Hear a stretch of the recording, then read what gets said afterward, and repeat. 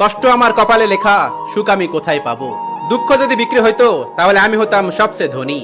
কারোর কপাল ভালো হয়, কারো কপাল খারাপ হয়, আর আমার কপাল আমি একবার হাসলে অনেকবার কান্না করতে হয়। আমাকে ভুল বোঝার মানুষের অভাব নেই, কিন্তু আমাকে আমার মতো করে বোঝার মতো একজনও নেই।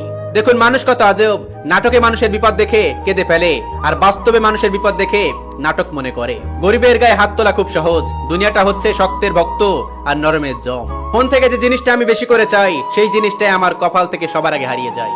কথায় আছে না, কেউ কাউকে ঠকিয়ে সুখী হতে পারে না। এখন আর শান্তির ঘুম ঘুমাইতে পারি না, শান্তির ঘুম যেন কে নিয়ে গেছে। চোখ বন্ধ করলেই ঋণ, টাকা দরকার, সংসারের অভাব, বোনের বিয়ে, আত্মীয় স্বজনের দেওয়া কষ্ট, অনেক স্বপ্ন, স্মৃতি, এগুলো চারিদিক থেকে ঘিরে ধরে। নতুন করে কোনো কিছু পাওয়ার ইচ্ছা নেই আমার, শুধু আমার আমিটাকে যদি আবার নতুন করে ফিরে পেতাম। মা সন্তানকে যে পরিমাণ ভালোবাসে, সন্তান যদি তার 1% ভালোবাসতো মাকে,